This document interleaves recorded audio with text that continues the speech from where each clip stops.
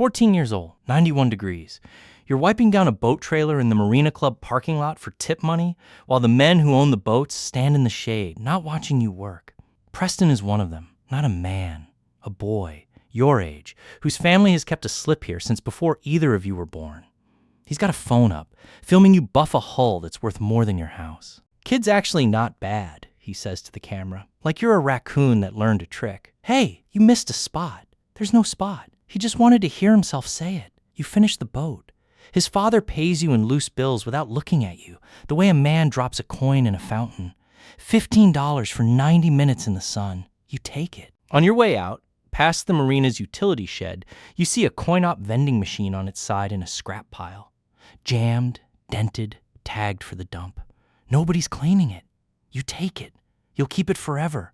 The machine sits in your Uncle Walt's garage for 2 weeks before he'll even look at it. Walt used to appraise commercial property for the county. The kind of man who reads a building the way other men read a room. He finally wipes the coin slot clean, cracks the case, and finds the jam. One stuck quarter. Nothing else wrong with it at all. 10 minutes of work. The marina threw away $30 a week in soda money because nobody there had ever fixed anything with their own hands. Rich people don't throw away broken things, Walt says. They throw away things they're too busy to look at twice. That's not the same as broken. Remember that. He makes you walk the marina lot with him at dusk, not to look at the boats, but at what nobody else looks at. The ice machine nobody refills on weekends. The snack counter that closes at 5 because the manager wants to go home. Where other people see a rich man's playground, Walt sees gaps. Services nobody's bothering to provide. You're not going to out-earn these people, he tells you. Not yet. You're going to out-notice them. You buy 2 more broken vending machines that fall. $40 total from a laundromat closing out its back room, and fix them the way Walt showed you. By spring, you've got 5 machines running quiet, forgotten routes, a boat mechanic's garage, a dentist's waiting room, a church rec hall. Nobody bids against a 14-year-old for a machine that hums and no longer works. You are, without knowing the word for it yet, buying broken cash flow at a discount nobody else wants to collect. 16. You've got 11 machines and a paper ledger Walt makes you keep in pencil, because pencil forces you to be honest. You have to actually erase the lie if you want to tell one.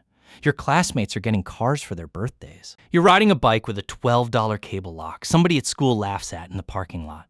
Laughing is free. So is the bike. That winter, the laundromat 2 blocks from your house goes up for sale.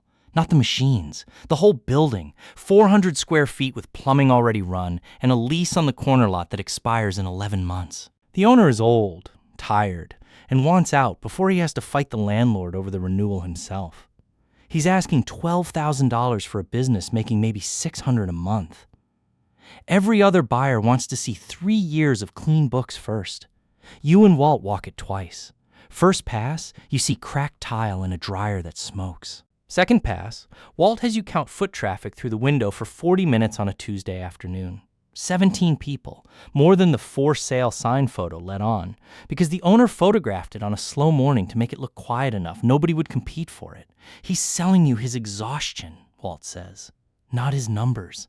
Learn the difference. You don't have $12,000. You have $3,100 and a stack of vending machine receipts. You offer him $4,000 down and the rest paid monthly out of the laundromat's own earnings. His machine pays for itself, on his own risk, not yours. He's tired enough to say yes. You've just bought a business with money it hasn't made yet. 19. The laundromat lease renews at double the old rate the week you finally pay it off. The landlord smelled a business worth squeezing. You almost lose it. Instead, you do the ugly, unglamorous thing. You knock on doors on the block and offer the dry cleaner next door free use of your parking spots in exchange for splitting the new rent. He says yes inside of a day. You've turned a threat into a partner because you asked the question nobody else on that block was willing to ask out loud. This is the year you learn what a balance sheet actually costs a person. You're 19 in a machine 3 states removed from you. A leased dryer at your 3rd laundromat in a town you visit once a month. Breaks down on a Sunday, and the tenant renting your machine bay calls you crying because her whole week's laundry is stuck wet inside it. You drive 4 hours with a wrench in the passenger seat and fix it at midnight in a fluorescent-lit room that smells like fabric softener. You don't own a business. You own 200 small emergencies that happen to also pay you. You walk into First Commerce Bank on Delancey, wanting a loan to buy a fourth location. A shuttered car wash on the highway, foreclosed, sitting empty for 8 months. You wear the only clean shirt you own. The loan officer, a woman named Renata with a lanyard full of keys, doesn't ask about your machines. She asks about your age. She says no in under 5 minutes without opening your folder. You come back in 3 weeks in a pressed shirt that cost you $40 you didn't want to spend, with a typed page instead of a shoebox of receipts, occupancy rates, net income after debt service, 6 months of bank statements that finally look boring instead of scrappy. Boring is the only color bankers trust. Renata reads it twice. She says yes the second time, not because the business changed, but because you finally learned to describe it in her language instead of yours. 21. Every other operator in town buys new dryers in spring, when demand is high, and every supplier knows it. You've learned to buy in November instead, when a hotel chain across the county replaces its whole laundry room on a 5-year cycle and lists the old commercial units for a fraction of retail just to clear the loading dock before winter. Nobody's competing with you at that auction. Everyone else already spent their budget in May. You pick up 6 units for less than the cost of 2 new ones, and you haul them yourself in a rented trailer at 11 at night so you don't have to pay a delivery fee. Your classmates, who've since graduated into finance jobs, talk about buying the dip like it's a phrase from a textbook. You've been living it with a hand truck since you were 16, 23. 8 locations now, 3 laundromats, the car wash, 4 vending routes folded into one real company with a real name on the sign. You are, on paper, worth more than either of your parents ever were in their whole working lives, and you are also the kind of poor where a flat tire on the delivery van is a 5-day headache. Everyone who knew you at 14 assumes the number in your bank account matches the number of buildings with your name quietly filed behind them. It never does. Every dollar that comes in gets reinvested before it has time to feel like yours. This is also the year the asking starts. A cousin needs $900 for a sure thing. An old friend from the marina lot wants you to co-sign a loan for a food truck.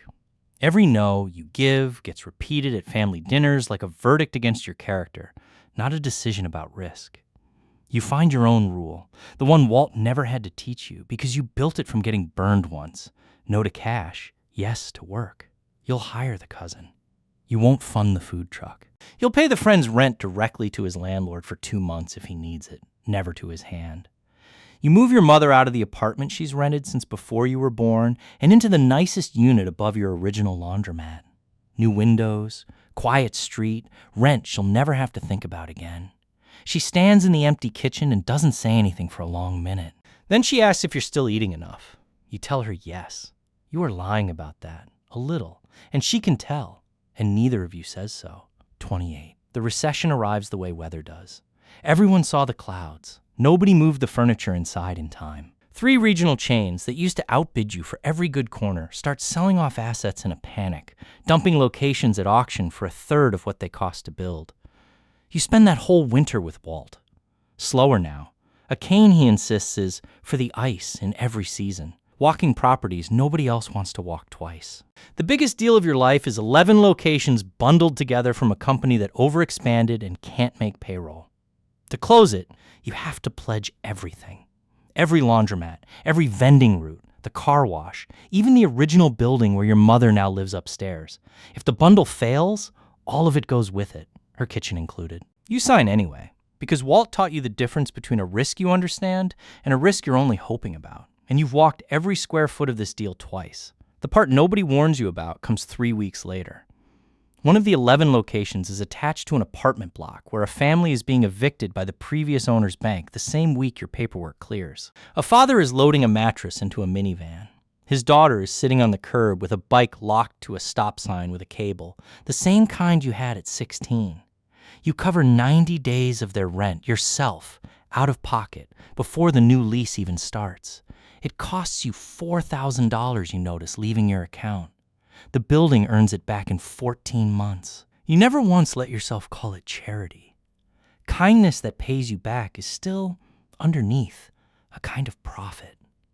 You learn to sit with that discomfort instead of dressing it up as something purer than it is. Buried in the paperwork from that same bundle is a name you recognize instantly. The Marina Club, refinanced twice against its own docks, quietly underwater for years behind a front lawn that never stopped looking rich. The hedge told you first, a decade ago, the way the club scaled back its own maintenance and started hiring cheaper help. You, once. The paperwork just confirms what you'd already noticed as a kid with a rag and a bucket. You put the file back in the stack without saying anything to anyone. You remember it. 31. The company's grown too large for one signature on every document, so you build a real one. Accountants, a small office over the original laundromat, a board that wants to take the whole thing public and sell shares to fund faster expansion. It's good math on paper. Strangers' pension funds could own a sliver of a business that started with a stuck quarter and a scrap pile vending machine. In the boardroom, your partners want to sell off the original laundromat and the first car wash before the shares list, clean the books, juice the opening number, cut the sentimental assets nobody thinks add real value anymore. Everyone at that table is thinking in quarters. You're the only person still thinking in decades, and to them it looks like nostalgia wearing a business suit. You say no once, flatly. The original laundromat isn't for sale. Not that one. A founding partner stands up, says something about running a company instead of a museum, and leaves with his shares.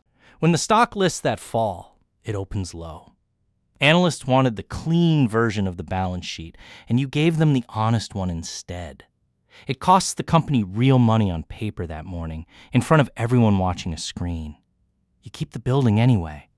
Your mother still lives above it. 34. Preston's family loses the marina. You find out from a court filing, not a headline. The club forecloses on itself, its own bank calling the note it should have called years earlier. There's a folder on your desk from an asset team that has no idea what that address means to you, prepping the file the way it preps 100 others a year. You could show up in person. You've had the speech memorized since you were 14, wiping down a hull for $15 while a boy who never once looked at you narrated you like weather. You drive out there anyway, but not for that. The utility shed is unlocked. Inside, buried under 2 decades of other people's junk, is a coin-op machine identical to the one you took as a kid. Same brand, same dent pattern, left to rot the exact same way. You haul it out, clean the jammed slot the way Walt taught you at that same workbench 20 years ago, and leave it running, stocked in the empty lot for whoever's still hanging around the marina to use for free. Preston watches from a window you used to wash. He doesn't film anything this time. He just watches a man he used to laugh at fix the one thing his family never learned how to. That week, your company quietly extends the marina's utility contracts at a rate the receivership can actually carry, filed under a company name Preston will never connect to a boy with a rag. You don't stay to see if he notices. This is the part nobody tells you about the comeback speech you spend half your life writing. You never actually need to give it. The debt just comes off the books on its own. And what's left where the anger used to sit is just quiet. 36. Walt dies in his sleep in the garage apartment behind your mother's building, 4 blocks from where the whole thing started. After the funeral, on his workbench, under a coffee can of old screws, you find a hand-drawn map. Every property the two of you ever walked together, dated in his blocky handwriting, going back to a Tuesday evening at the marina when you were 14 years old. You never once saw him draw it. He kept it his whole life anyway. You take the map home and hang it in the office over the original laundromat. Not the boardroom, the small back office nobody important ever sees. Under it, you put the busted vending machine coin mechanism from the very first one. The one Walt fixed in 10 minutes with a screwdriver and a look on his face like he already knew what it would turn into. That same week, your company signs a 99-year ground lease on a new plot of land. A lease that will still be running long after you're not. Your lawyer points out, gently, that you'll never see it expire. You sign it anyway. It's the first date on your calendar that falls after your own funeral. And that's the entire point of it. Your mother's math used to run from one Friday to the next, groceries measured against a paycheck that hadn't landed yet. Yours runs past the headstone now, because the people who actually keep money for generations were never the ones with the loudest boat or the biggest lawn. They were the ones willing to think in a unit of time nobody around them could afford to think in. You grew up broke, and the one thing you stole off that marina, the one thing worth taking out of somebody else's trash, was never the machine. It was the length of the thought. At dusk, you drive out to the newest lot the company's bought. Still just weeds and a survey stake in the corner. There's nobody beside you this time. No one testing the ground with a cane. No one to nod, which was always the only applause you ever really needed. You walk it anyway. Then you walk it again.